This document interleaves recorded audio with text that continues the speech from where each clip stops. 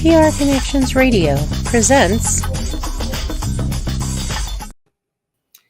Welcome to Vegas Hockey Hub here in the sports and entertainment capital of the world, Las Vegas, Nevada, on prconnectionsradio.com, the voice of new media. I'm your host, Ian Rakelli. And follow our social media and follow all the show's social media at PR Connections Radio and at Vegas Hockey Hub.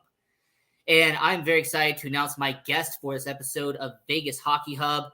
And that is the person who has created PR Connections Radio, the guy who helped create this show, of course, Guy Dawson. Welcome to the show. How's it going, my friend? Everything's going great, Ian. Thanks. It's been a while since I've been a guest on one of your shows. I always appreciate the opportunity to come by and support you. You've done so much to support our network. Really appreciate you inviting me.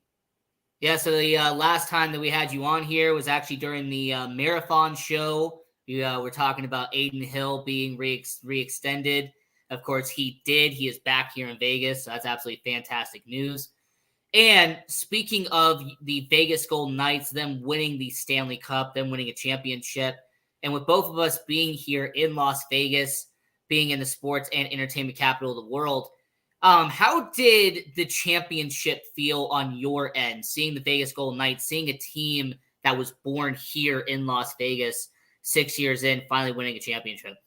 Yeah, I'm just like so many other people here in Vegas, Ian. I just was absolutely thrilled.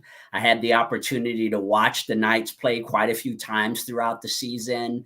And I mean, they were sharp all year. I mean, I wasn't sure if they were going to be good enough to win the Stanley Cup. There was a lot of great teams in hockey, but when I would watch them, they were pretty much always the best team on the ice every time that I watched them. You know, all teams have their nights when they're not their sharpest, but they definitely showed the potential to be able to win the Stanley Cup throughout the season. And then for them to close out so well. And I mean, they were really dominant in the playoffs. I mean, it was huge for this town. We have this homegrown team, as you mentioned, that Vegas has really embraced the Knights. And not that we haven't embraced the other sports teams. Of course, we had the Aces, but as you had mentioned, a homegrown team is really brings something special. It is a very special year in Las Vegas, having a team in a major sport to win a championship. And I love that you bring up that aspect of it because, yes, the Oakland Athletics, they are potentially moving to Las Vegas. There's talk about NBA expansion, them getting an NBA expansion team. We obviously know about the Las Vegas Raiders and what they've done in their almost 4 seasons being here in Las Vegas. But with the Vegas Golden Knights, I've always felt, and maybe I'll have you see what your opinion on it is as well. But when it comes to the Vegas Golden Knights, it always felt like this is our team, you know, for the Vegas locals, for the people who are born and raised here. The Raiders, they came from Oakland. The Las Vegas Aces, they came from San Antonio. Of course, the A's are coming from Oakland as well. But it just feels like the Vegas Golden Knights are actually our team. So if you're a local, if you're someone who was born and raised here, the Golden Knights are someone you can kind of relate to. You can kind of, build a foundation on. Right. Yeah. There's just something about a team being a part of the community. Of course, we know the first year that they started competing, we had some difficult times here in Vegas. And this hockey team was something that we all had to hold on to. And they were so successful. And just the excitement, just that first year, it was just electric. And so, and then they've been successful pretty much every year that they've been in existence. They've really become a part of the fabric of this town. And I think that to have them perform at such a high level, being a relatively new team, as you know, Ian, being a real sports aficionado, it usually takes a lot of years for a team, an expansion team at that, to win a championship. I don't know if I ever remember an expansion team that I can remember winning a championship as quickly as the Vegas Knights have done. So the only one that I would say is kind of similar is the Arizona Diamondbacks in baseball. They debuted in 1998, won a championship in 2001. Now, I will say they are a notable exception because the Arizona Diamondbacks went and got a Cy Young and future Hall of Famer in Randy Johnson. So, I remember that. Kind of similar. Now I remember. And they went out and got Hall of Famers and got All-Stars. So, I will say when it comes to Vegas Golden Knights, I love what they did, building from within, having a misfit mentality. I even mentioned that some of the players they have acquired the past couple of years still fit that misfit mentality of, all right, you didn't want me on your team. Now I'm going to come to Vegas and I'm going to show you why it was a mistake letting me go. And when it comes to that misfit mentality, I've always felt like that's sort of Vegas as well. Probably people here in Vegas, we are kind of a transient city. We come from other places. So how does that kind of correlate to you? The fact that you had the misfits, you had the expansion draft, you had all these players were taken from other teams, and now they kind of have branded together and have kind of become this one all-in-one kind of situation. Right. As you had mentioned, they do fit our town in a lot of ways. The way that the team was created in the first place, where a lot of people who come to live in Vegas, they have a lot of reasons for why they come to live here, but definitely this is a town for fresh starts for a lot of people. And I think that the Knights, back in their first season, they really exemplified that. They were full of a bunch of players who were looking for a fresh start with this hockey team. And that was just kind of, that's why they so much belong to us. They really just exemplify us, the way that they are presented even. I mean, the Vegas Knights are their show business. That introduction from the very beginning, they worked a lot on being just so Vegas, the showgirls, they've exemplified what the culture of Vegas is all about.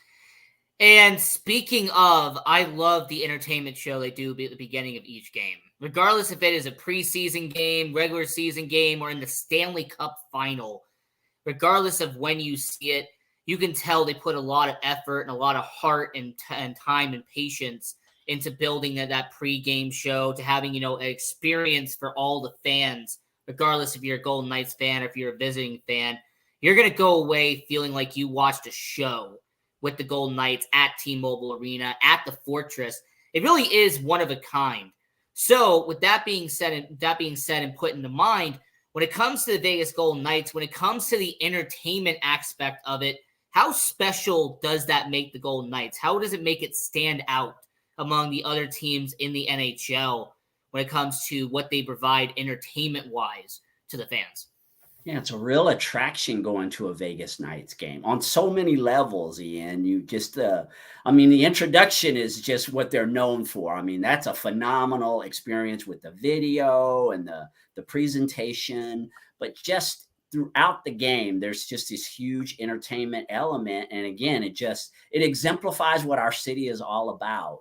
And that's how I think you start to become a part of the fabric. And that's why teams that come from other cities, it's a little bit different. Again, you were talking about the Raiders and then potentially the A's.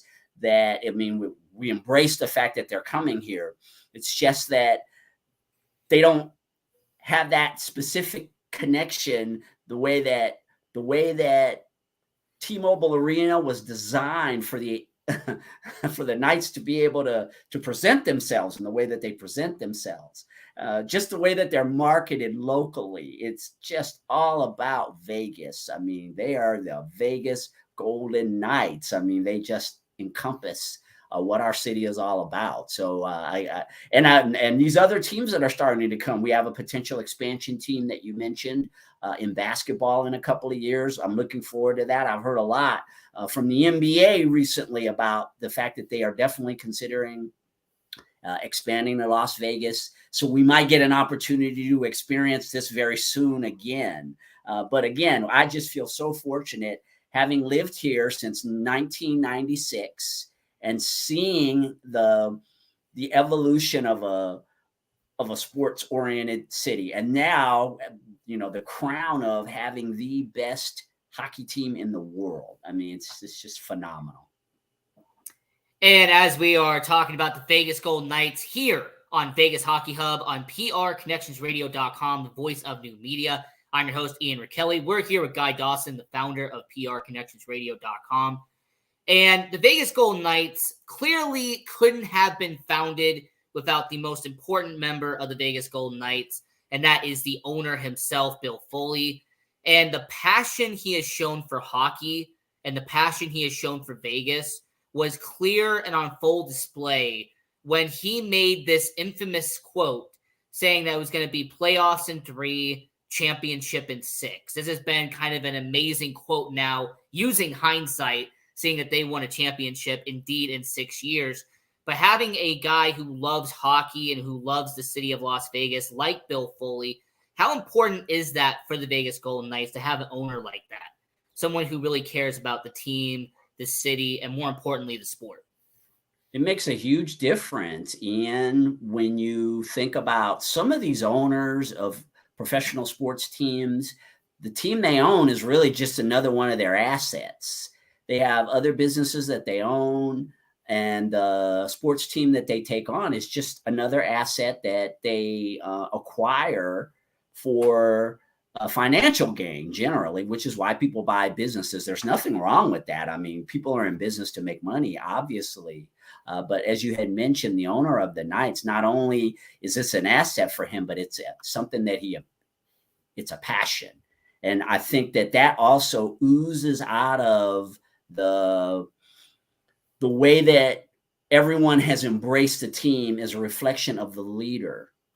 Any organization, in my opinion, it exists in the reflection of the leader, and wherever the leader is. So this guy, he's the owner of the team, and everyone else kind of takes on and embraces that type of a mentality because, as you had mentioned before, you see this owner who's extremely passionate. He's very committed to bringing in good players to excellence by setting goals like that, right? That's pretty high goals. 3 years, playoffs, 6 years, Stanley Cup. I mean, this guy was all in.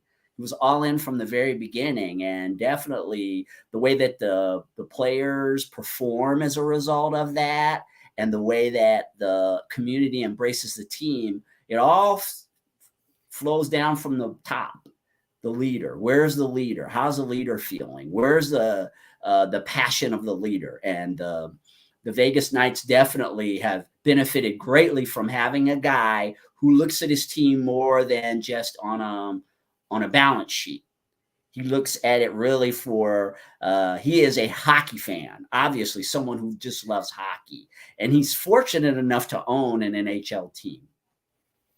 It is something that every diehard hockey fan wishes they could do. I wish I could say, hey, I'm a billionaire. I'm going to go spend $500 million and get myself a hockey team.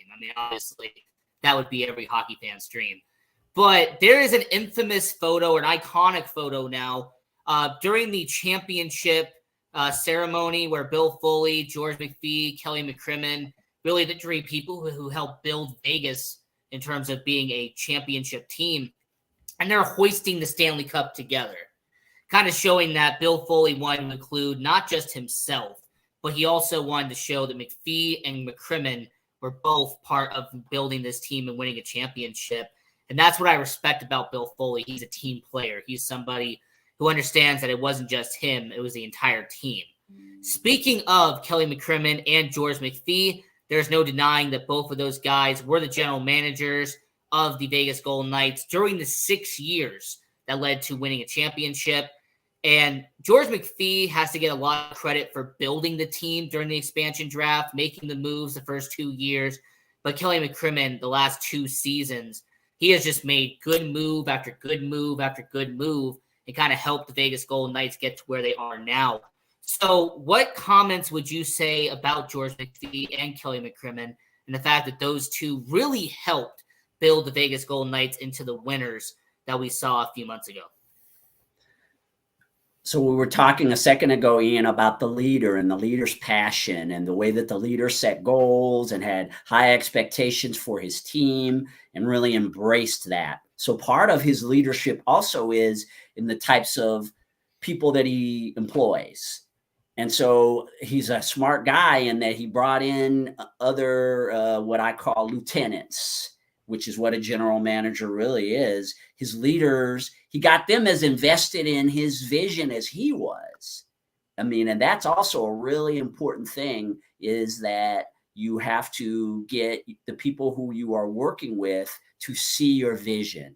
And they saw it, and that was all reflected in the way that they have approached building this team, building and managing this team. That's what the general managers, of course, coach. It all trickles down. You have the leader has the vision. The leader goes to everyone and says, okay, here's my vision. How can we get there?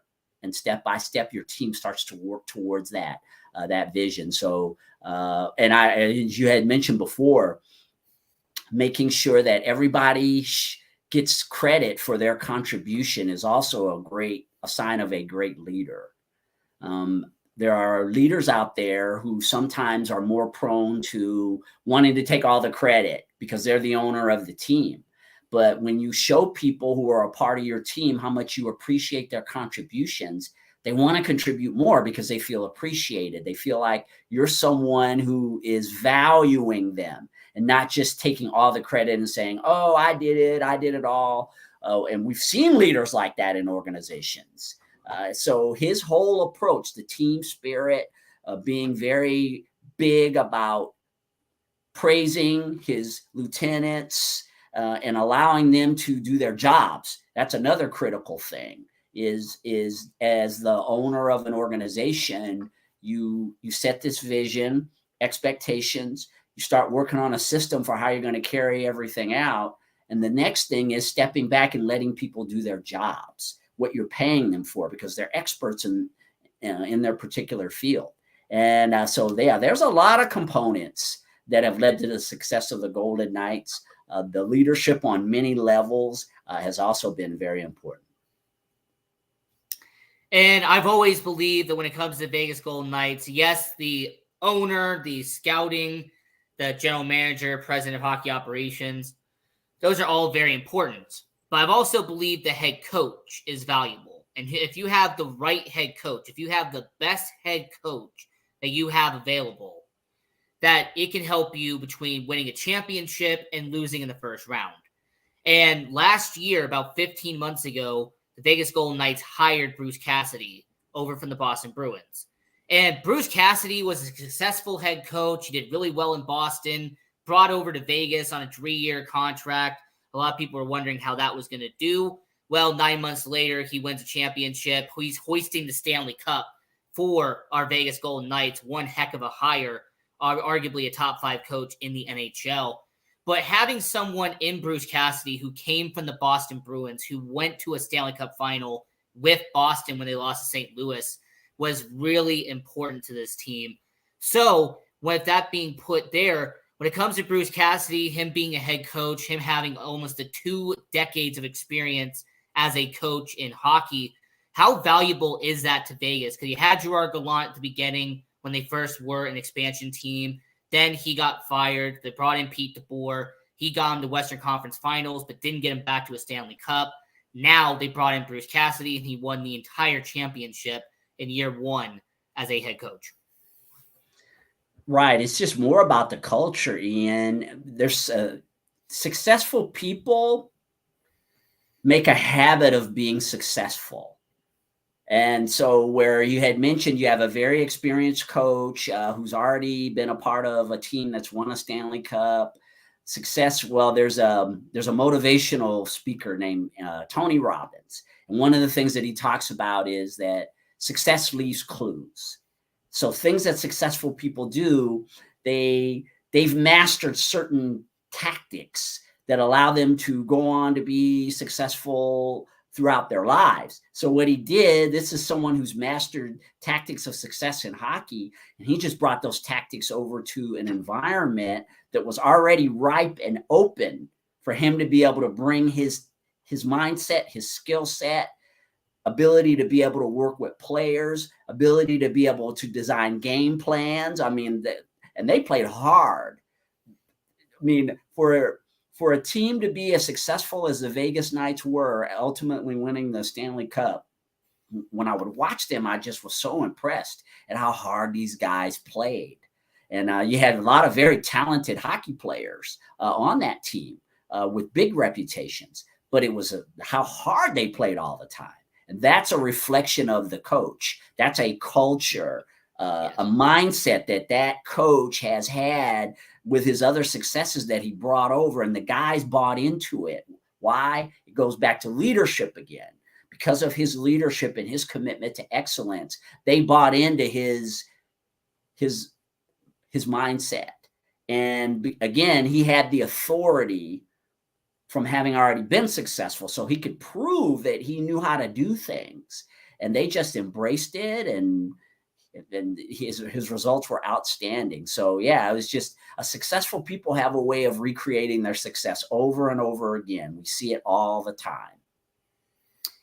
Now, I want to give credit to our social media at Vegas Hockey Hub, because I did not come up with this comment. Somebody in our chat did say that Kelly McCrimmon has also been known for bringing in players from his former Brandon Wheat Kings that he owned in the WHL. That is an excellent point. For anybody who doesn't know, our general manager, Kelly McCrimmon, used to own and coach the Brandon Wheat Kings of the Western Hockey League, which is a junior hockey league out there in Canada. So it is true that he used to bring up guys who played for him back in Brandon, and they play in the NHL here in Vegas. So that's an excellent point. And when you're talking about leadership, the fact that McCrimmon would bring in guys that he coached and he used to know back in the junior hockey. Now, as we are getting into the players itself here on Vegas Hockey Hub on PRConnectionsRadio.com, the voice of new media, I'm your host, Ian Rakelli. We're here with Guy Dawson, the founder of PRConnectionsRadio.com. And someone in our chat on Facebook brought this up, so I will bring this up very quickly. McCrimmon was not around in first year. Fully structured players that no one wanted, fought too old, and the Misfits were born and took the Golden Knights to a Stanley Cup. You're partially there. I'm not going to criticize you. You're partially there. McCrimmon was the assistant general manager in year one. He wasn't the actual general manager, but he was an assistant. And you are right. Foley did bring in players that no one wanted, hence the Misfit title. And that's a great segue into what our next topic was going to be.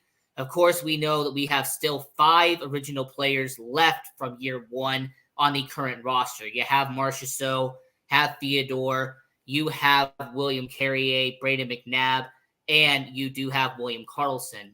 So to you have 5 players who have been here since day one, how valuable is that as a team that 7 years into your franchise, you still have 5 players left from when you first started?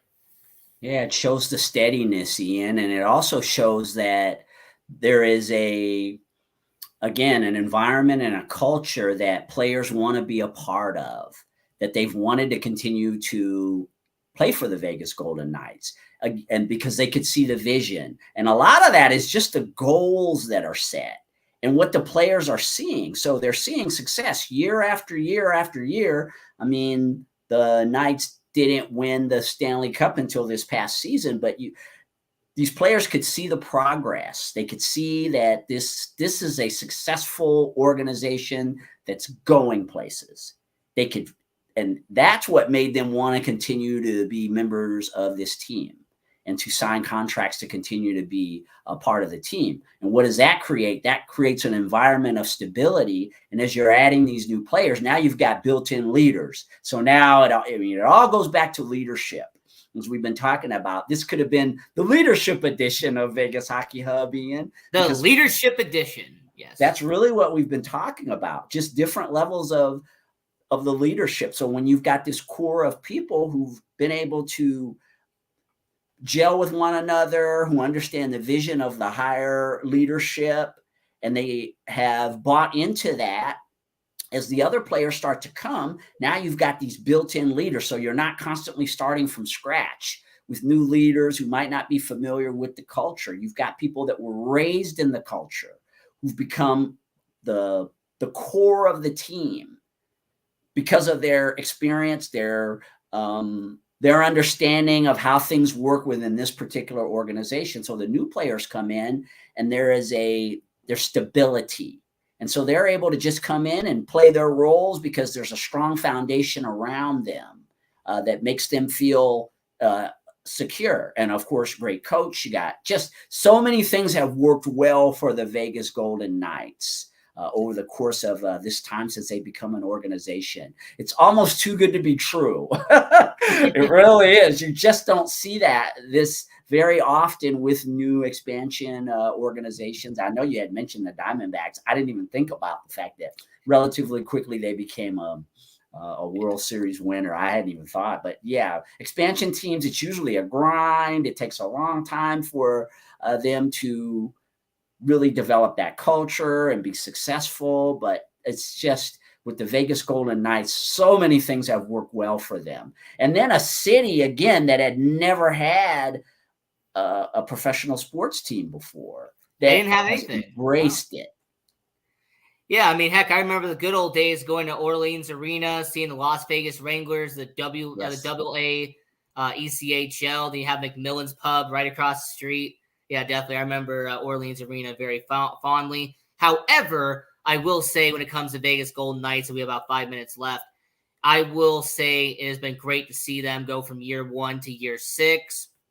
And one of the best players on the Vegas Golden Knights, the guy who won the Conn Smythe Trophy for playoff MVP, was Jonathan Marchessault. He has really been the heart and soul of our Vegas Golden Knights since year 1. However, there has been those reports that he is at the end of his contract with the Vegas Golden Knights. This will be the last year of that 6-year contract he signed when he originally joined the team.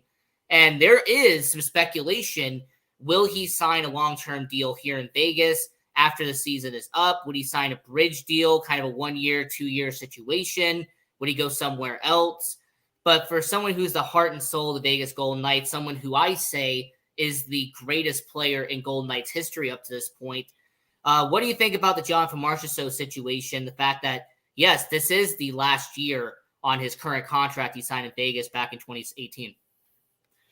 I kind of look at it like this, Ian. When you look at these juggernauts, these teams that have had won multiple championships, they've all been really good about keeping the core players who've brought them to the dance, as you would say. And so I would think that the Vegas Knights, again, the way that they've approached building this hockey team has been very strategic and very intelligent. And I would imagine that they'll continue to act intelligently.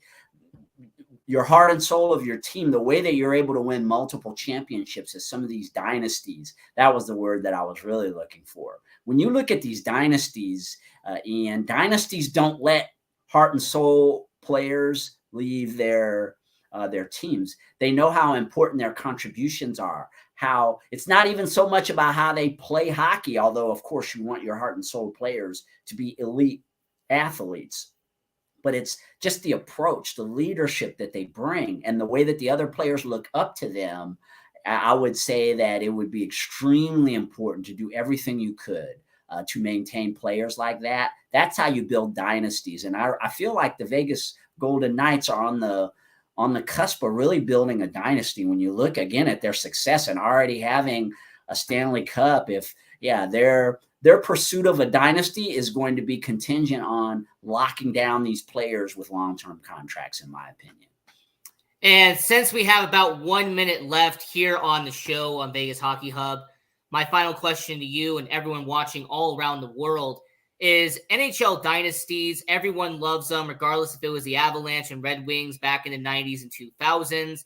You had the Blackhawks and the Kings in the 2010s. Tampa Bay Lightning just did a back-to-back in the beginning of this decade. But winning one championship, that's good.